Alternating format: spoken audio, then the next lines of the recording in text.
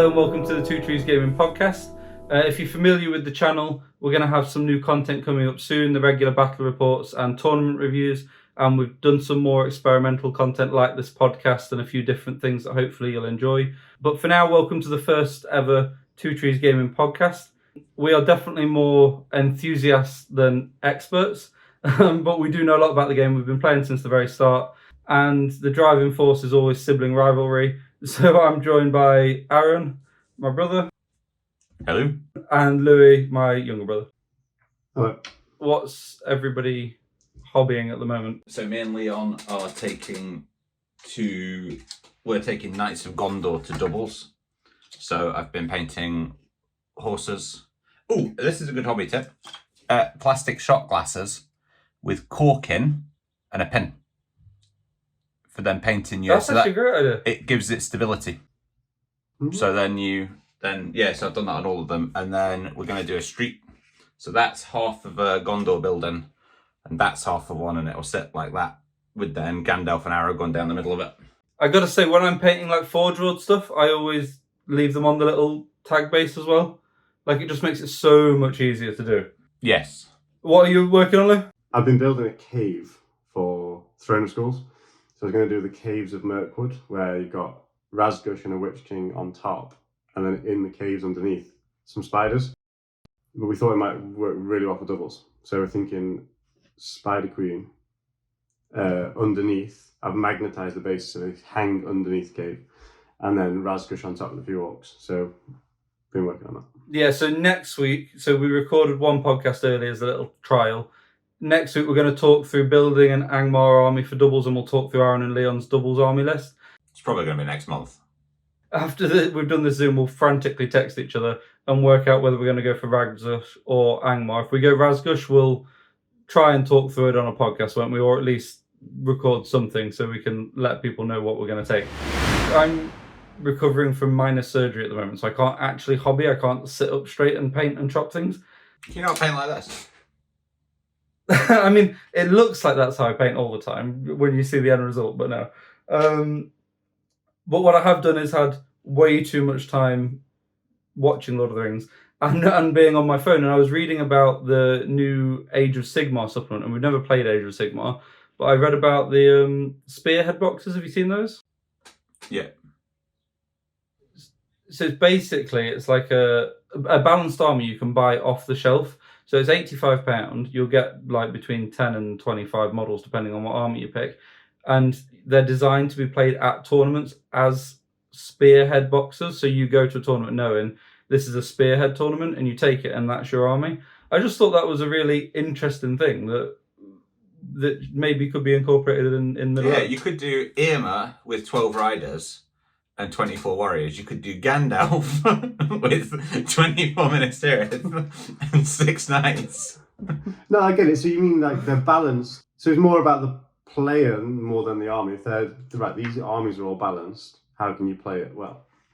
Yeah, it's not a starter set. It's like you've got this army and you can take it to certain tournaments. And it also, from a Middle-earth point of view, I think you could use it to make people use models maybe that they wouldn't otherwise be used. So the Legendary Legions obviously help with that a bit, but like Gondor archery, for example, a warrior of Gondor with a bow, you don't take them because you'd always take a ranger or a citadel god or something. Well, maybe in the spearhead, it's got a trebuchet and some warriors of Gondor and then Gandalf the White, and then that's your army. You've got to kind of use it. I just thought it was kind of interesting. Well, I suppose you could almost just add to, if you added a Gondor command pack to that battle box, you'd have Gandalf a captain, a warhorn, a banner, a knight of the White Tower, 24 guys and 6 knights. They do it for 40k, but they put so the points don't matter because they balance it, because in 40k it's the combat patrol, and the Imperial Guard one is only 400 points, but all the other ones are like 500 points, but they just give the Imperial Guard special rules. Okay, so it's like a mini Legendary Legion. Because like the Uruk-hai one is much better than the other ones. Because the Uruk-hai, I bet you get 40 Uruk-hai, but they would just do a special rule to like countermand that. Yeah, well, I just like that. I just thought that was an interesting idea, and I like the idea of getting new people into the game is quite a hard thing to do because there's a lot of rules to learn and all that, and it's like, buy this box, your rules are in your set, here you go. You can obviously use it as a starting point for an army and then go to certain tournaments with it or whatever. I just thought that was interesting. What we going to try and do every podcast is like a little stat quiz where one of us is going to read out a stat line of a mystery model, and then the other two are going to take it in turns having guesses, and whoever gets the model correct will get a point on the Two Trees Gaming leaderboard. And it's my turn to read out the stats. Are you two up for guessing? No, this is going to be some bull crap. Whole foot Grace Birdle. Will Whitfoot. So you're going to be taking it in turns to guess. Who's going to guess first? Me. Okay. Right. You're fight value 5, shoot value 4+. ELS. No. Great. Strength 4, defense 5. Strength 4, defense 5. Kyrian? No. No, he's I'm defense pretty 6, sure I he's bet, got to isn't be he? defense. He's got a Yeah, shield. he's got a shield, Yeah. doesn't he? Yeah. 2 attacks. And 2 wounds. Can't guess anything off this so far. This could be literally anybody. Theoden. No. He's defense 4 as well. Perfect. Oh, no. I'll give you a next one. I'll give you a next one. Okay, yeah. Courage 5. Okay. Is it a Bjorning? Ooh. You know what? That's a great guess. But no, it's not. No, they're defense 4. You've got enough information to work with now, though. Yeah. I'll give you Might, Will, and Fate all at once. Okay. 2, 2, 1. Jake, give us one that we can get. I still feel like it's like a Rohan hero. Yeah, I think Rohan Hero is not a bad shout. Is it Hammer? It's not Hammer. Oh no, it's fight 4. No, it's fight 5. I'm not written it down. Say it. Could you say it again? Fight value 5. Shoot value 4+. Strength 4. Defense 5. 2 wounds. 2 attacks. Courage 5. 2 might. 2 will. 1 fate. I'm going to say... I'm going to give you his war gear, Yeah. and then the heroic actions, and then you lose and I get a point. Okay. So the war gear for Aaron to guess at, so this is your last guess, Aaron, Yeah. is... Oh, I'll give you his move value as well. Move 6. Okay. War gear, armour and sword. It's the 2 will that's thrown me. Because is it a King of Men? It's King of Men! It's 2 will. 2 will.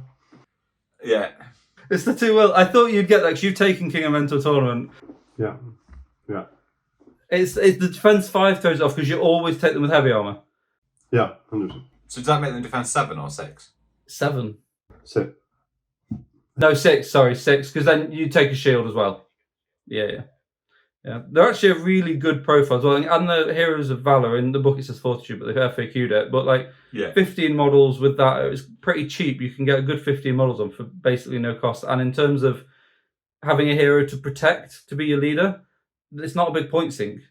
In a future episode, when we start talking about Legendary Legions, you'll hear about the King of Men and my founding of Rohan. It's not next week, it's the week after, because we've got already recorded next week. Yeah, and they're going to be maximum once a month. So sometime in 2024, you're going to hear Lewis founded of Rohan Legendary Legion. Because they can take a horse and a lance as well. Yeah. Armoured horse and lance. Yeah. Can't strike though, can they? No, the heroic defense. Oh, they got defense. Heroic defense and heroic march. Yeah, so they're march as well, so they're better captain. Okay. And in terms of allying in for cheap, they're great. But they wipe out any other named hero, don't they? No, some... Yes, in Gondor they do. Oh, do they? The dwarf kings don't, which is why they're better. Oh, is that right? Okay.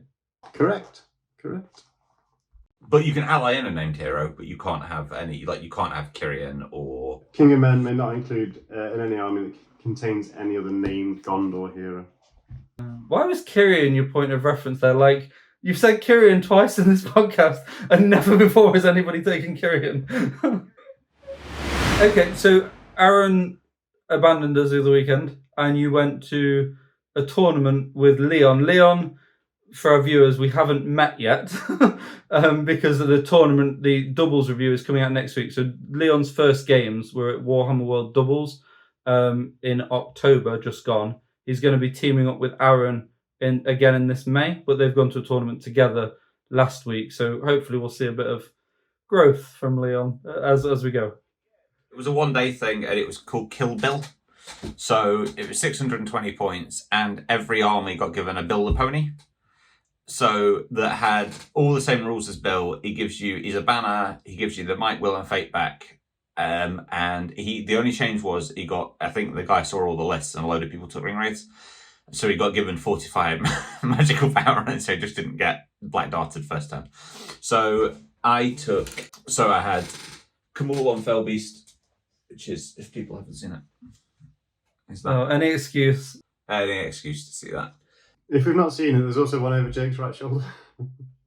Yeah. So just a viewer, this one was made about literally 2 weeks before, which I did very well at the Warhammer doubles with. And Aaron went, oh, you know what might win a painting award? I should convert a Nazgul to be swooping around something.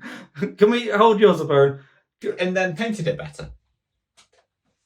Let us know in the comments, not whose is better, but if Aaron completely copied me and stole my idea. The cantilever on Aaron's is class. Well, I didn't, because I didn't need a flight stand. Look at that. Mine's flying. Yours has got a fucking stick stuffed up its jacksie to keep in the air. And the whole original idea was mine anyway, so. Absolutely not. Yeah, so I had Kamul in a warband by himself. Amdor was my leader with 15 Easterlings, and then the Candish King on horse with 6 Candish riders. Leon took Gothmog, Goroth, Zagdush, a troll, and 24 Morin and Orcs, and a banner. Starter set stuff, which is cool. Yeah. Basically, yeah. So I played the Breaking of the Fellowship in the first game, which was Assassination, where the trade-off with the Assassination was you had to kill Bill. But he did spot prizes. So he did a spot prize for the first person that killed Bill, got a spot prize. The guy I was playing put Bill at the back, left Pippin by himself. So I was like, Kamul's going to absolutely murder Pippin. And I'm just going to heroic combat off him, smash Bill, then take my prancing pony coaster prize home. Would be very happy. As that happened, somebody else killed Bill first. And then, emboldened by that, Pippin fought off Kamul. So I went from winning, I was like, oh, and I'd picked Kamul as my assassin. So I was like, job done. Like, first turn of the game, I've won 12-0, basically 12-0. The guy can't win it. Instead, we went for another 25 turns of me grinding through his fellowship. And then I thought I'd lost it at the last minute because Gimli, I left Bill by himself by accident. Gimli charged through a doorway that I hadn't seen. You could see him and absolutely obliterated Bill off the board. Oh, no. And I was like, oh, I'm winning. I'm winning 5-0. Then Gimli kills Bill, and I'm like, oh my God, if Gimli's his assassin, I've lost this. I've thrown it all away at the last minute. So then he managed to kill Aragorn, got done. It did me a massive favour. Aragorn got done in by 2 Candish horsemen. Took all of Aragorn's might, all of his fate, and 2 wounds off him. No. Yeah, 2 of them charged into him trying to hold him off Kamul, just to do something, and they just obliterated him. Oof. So that really helped me. But then I ended up Kamul's Fellbeast died. Kamul ended up in the last turn of the game walking up and killing Bill, using his last 2 points of will to give himself the extra attack to do the 2 wounds before he blinked out of existence.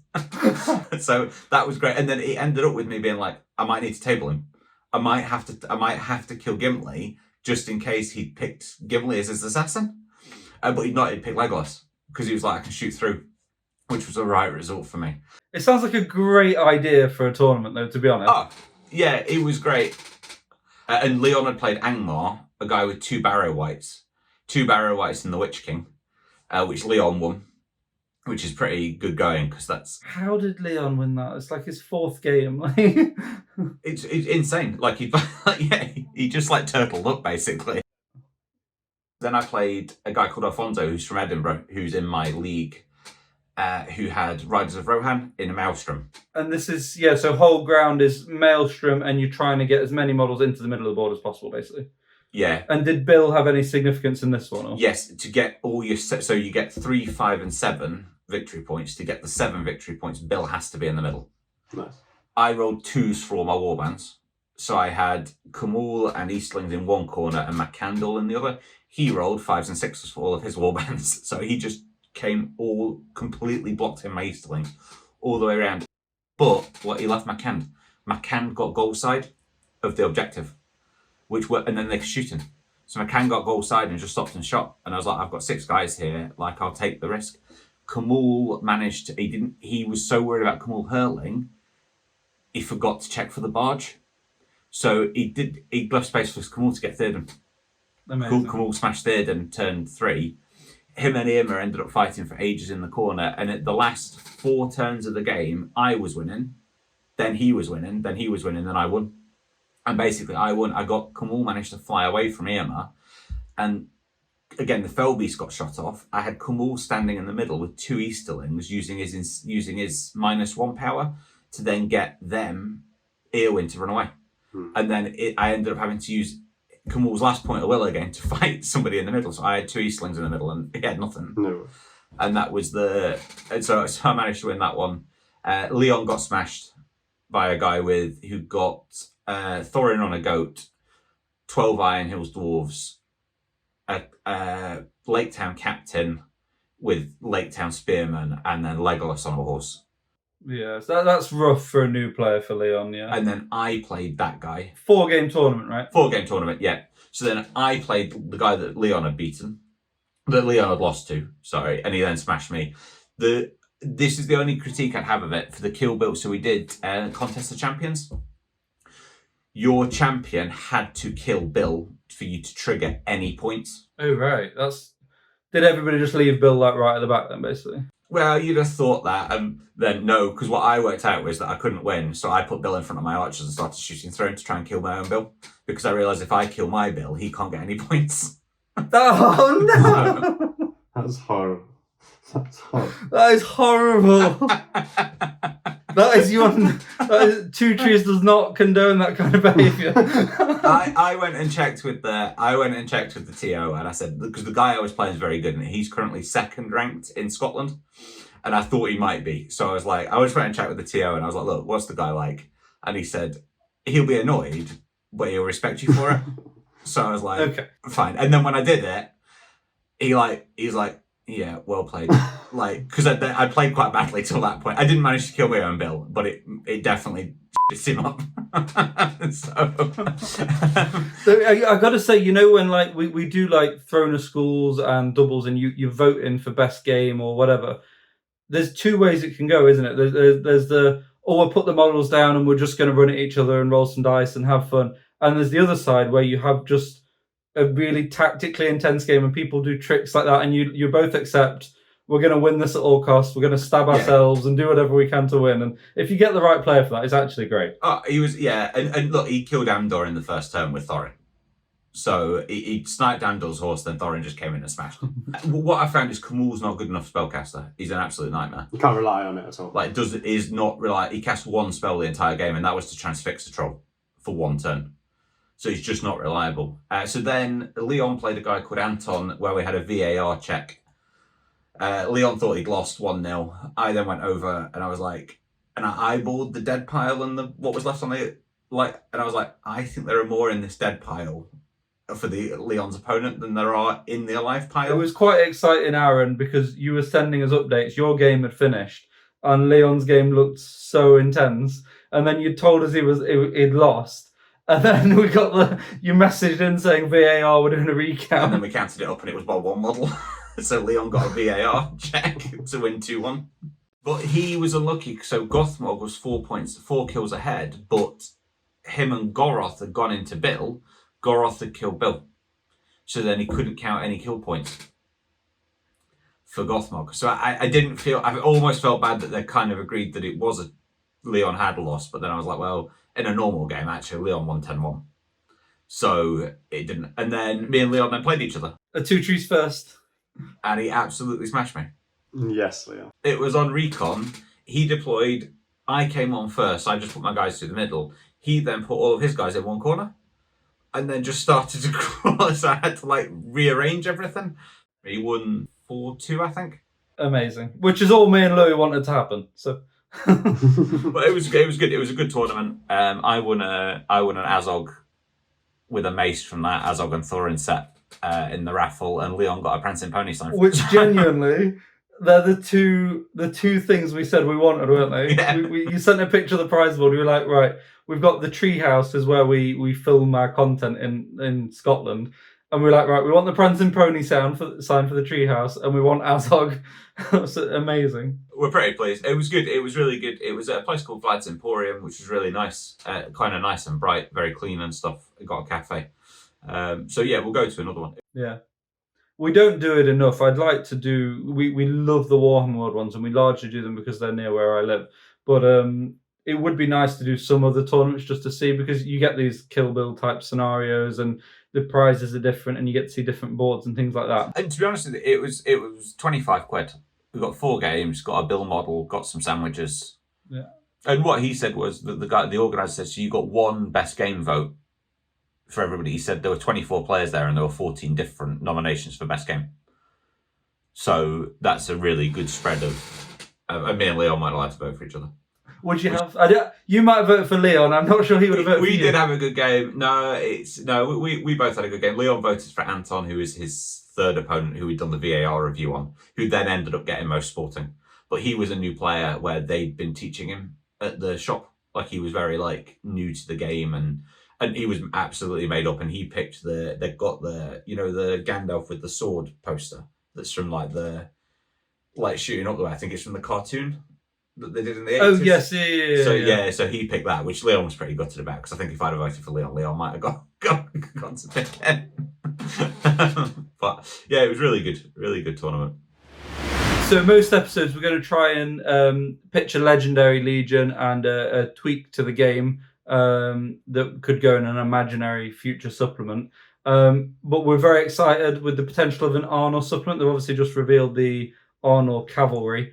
So we thought we'd try and predict what might be in a legendary legion. But how are we feeling about the reveal of the Arnor cavalry and the fact it probably will be Arnor and Angmar and things? Very excited. It looks amazing. It does. It looks great. There's not much to say about it at the moment. It's a guy on a horse, but it looks. What do you think the banner is? The teaser? It's either a command pack or it could be a new named hero.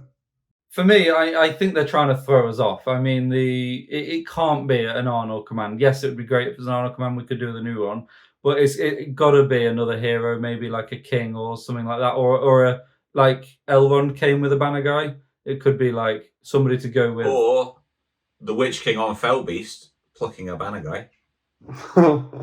You think it's falling out the claws of a Fellbeast? Yeah. You're going to pitch the Legendary Legion to us, aren't you, Aaron? But before we do that, I should let you know we have a Patreon. And this isn't me talking to the viewers. This is me talking to Aaron and Louis. We have a Patreon. Okay. We have a Patreon account. We have a paying Patreon. Oh, we have a person. We have a person. What? Who? Is it Bryony? Is it your wife? It's Mum, isn't it? It's Mum. It's nobody who lives in my house. Is it Leon? Is it Leon? Shall I tell you who the Patreon is? Yeah, who? It's Mum. It's our mother. Is it actually? Yeah. Patreon take 10%. Just give us the money. Which tier did you sign up for? It's a 5 or 6 tier Patreon based off the wizards. So it goes blue, brown,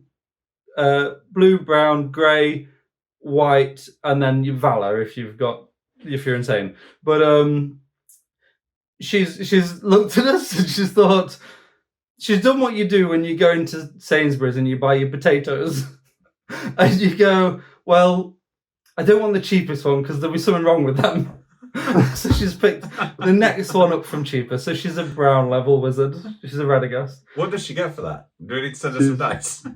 I want to hear what her entry to the arena is going to be. This is the thing. So what we're going to have, maybe next time, maybe the time after, we will discuss the arena. But essentially, I'm editing the video now, and we're going to do little arenas, And the one that I'm editing at the moment is Aragorn, so you get 200 points of heroes, and they basically fight off against 100 models that come in waves. And our Patreons, including brown tier ones, can help pick those 200 points of heroes. So I think we should get her on the podcast. I think we need Mum on the podcast, and she can pick her 200 points of heroes. She knows nothing about the game, but watch this space. Thank you for joining as a Patreon, Mum. Thank you. Aaron, you've got an Arnor Legendary Legion for us. What's your suggestion? When in time is it? Give us the theme, give us the setting, give us the models. So this is the Battle of Fornost. So the last battle when the Witch King gets destroyed and Glorfindel makes his prediction of no man can kill you. Okay. And it turns out, I thought this was dead easy, but it turns out Arvedui has drowned at this point in a river. Spoiler alert, Arvedui is dead. So my prediction for who that banner is Arnor. He's the king, yeah. Who is the king at the time. Ooh. So he gets challenged to a duel.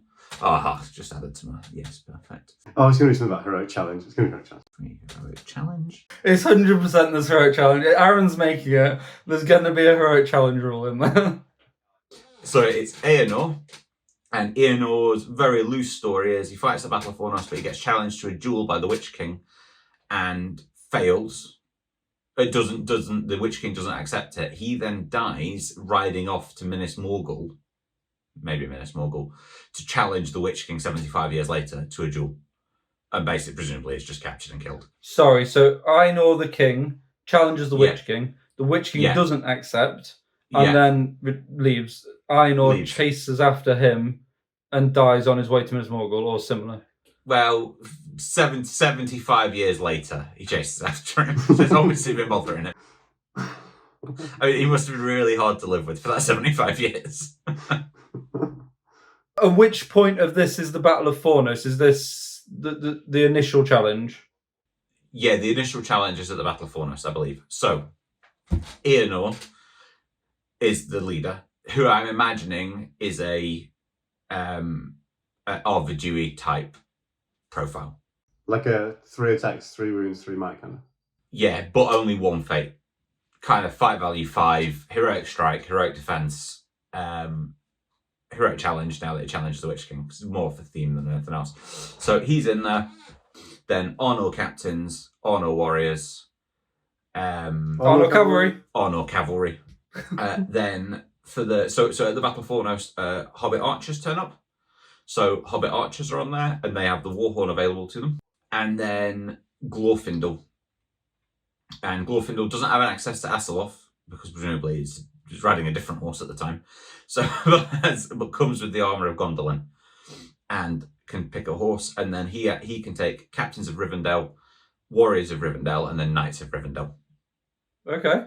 But the Rivendell Knights don't get his... They're part of your bow limit. So you couldn't just do like a Glorfindel or the Rivendell Knights. So then for the Legendary Legion rule, so how do we feel about those participants? Well, I have got 2 things on that. One is so Glorfindel's stuck on foot, is he? No, he can have a horse. He just can't have Hasselhoff.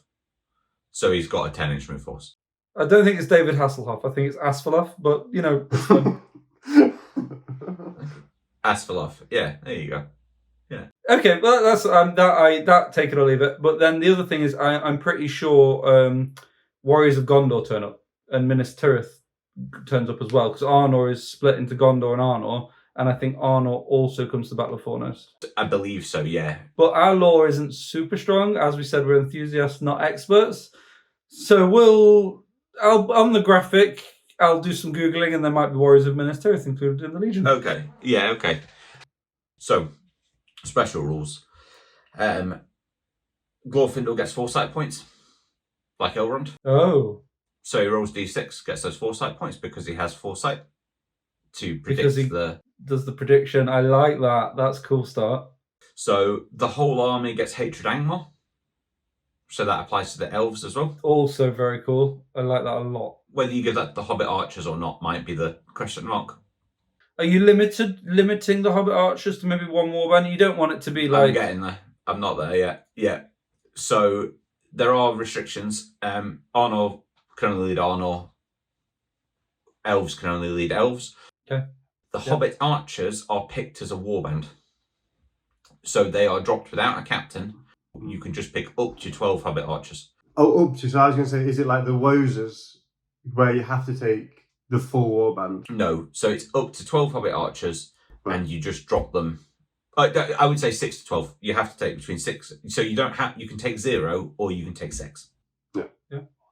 So, and you get the strength 2 bow combined with the strength 3 bow from the elves. So you get which is what you want. So the hobbits shoot the swordsman, and then the elves can shoot the spearman. So they make the elves kill easy as well. So they quite synergize quite well. Yeah. Everything gets resistant to magic. Ooh, okay. Because they're fighting Angmar. It's quite a powerful thing. So it's a legion built to beat Angmar, essentially, then, yeah? So yeah, it's a legion built to fight Angmar, so everything gets resistant to magic. Arnor's quite powerful anyway. Jake Rawson, I think his name is, won the GBHL, did well. Most of his games were Arnor, and he's obviously won.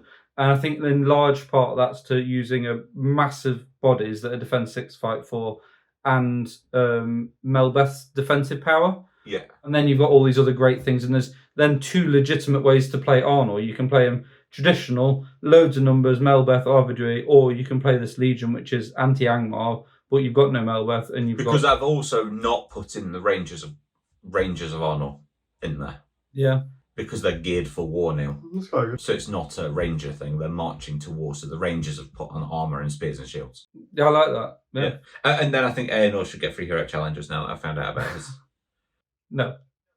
You know what? I think it's actually a really cool Legion. So run us through it one more time, then, and then we'll. Arnor captains, Hobbit archers, warriors of Arnor, cavalry of Arnor, Glorfindel, captains of Rivendell, knights of Rivendell, warriors of Rivendell. And then maybe Minas Tirith, we're going to Google it. Foresight points for Glorfindel, everybody hatred Angmar, the Hobbit archers deploy as one warband, resistant to magic for everybody. I think that's cool. That's cool. Okay. So we'll try and finish all the podcasts in the same way, where we'll end with a little tweak that we think might be quite cool addition to the game. One of us will pitch it to the other 2. We don't know what they're going to say. And then the other 2 will decide if it gets into our imaginary next edition of the game. I did the stat line. Aaron did the Legendary Legion. So Louis, it's your turn to provide a tweak. What are you going for? I like anything that encourages you to use a model that you wouldn't normally use. And I'm a big fan of the King's Huntsman. But I never can feel like I can justify the 50 points. He's fight 3, 1 attack, defense 5. And his Master Archer, you can re-roll failed in the ways. You only fail in the way on a roll of a 1. And if he kills a hero or a monster with his shooting, he restores his might level. So it's a cool rule, but never see him on the table, never see him at a tournament. So I wanted to kind of buff him a little bit. So I thought, he's the King's Huntsman.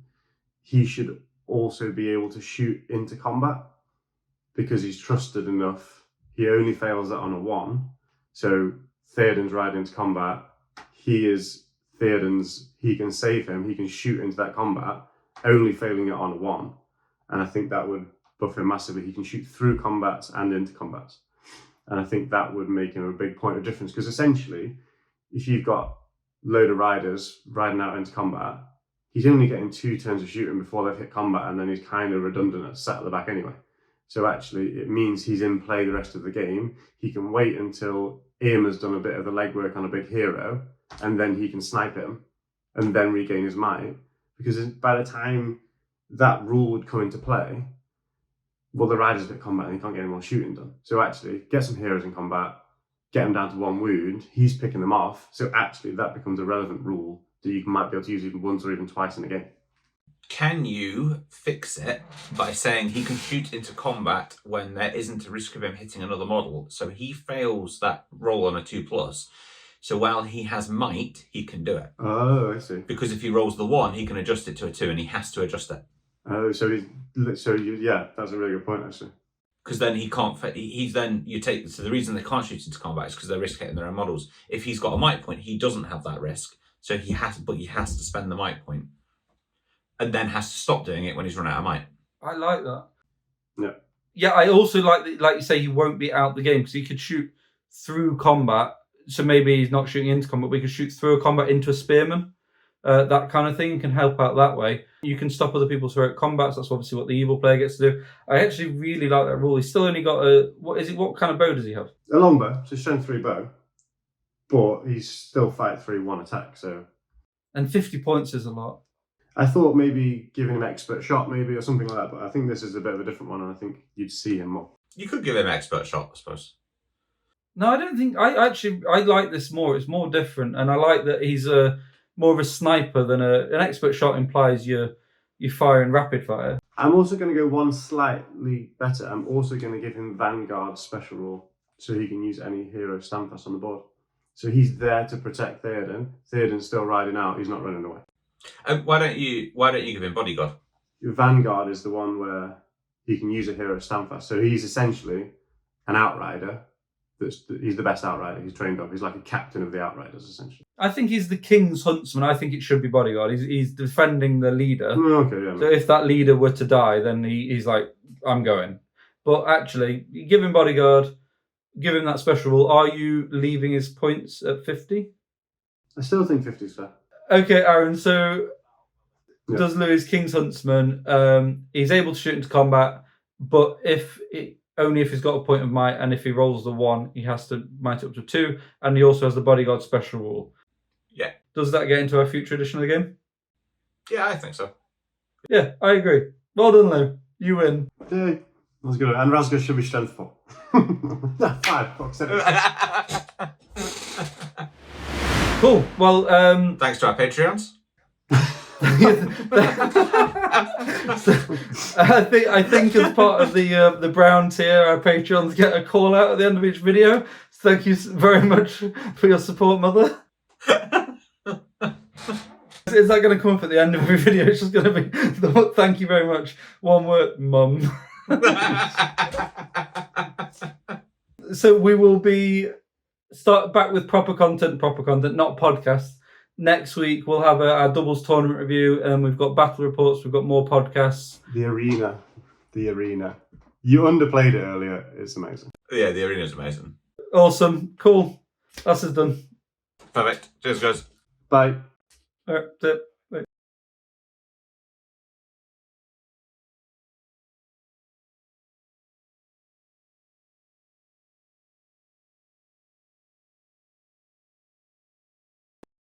Thank you so much for watching. If you enjoyed that, please consider subscribing to the channel and help us in our quest to become the home of Middle-earth strategy battle game content on YouTube. And why not follow us on Instagram for sneak peeks behind the scenes, or join us on Patreon to help contribute to future content. Thank you so much for watching. We'll see you again soon.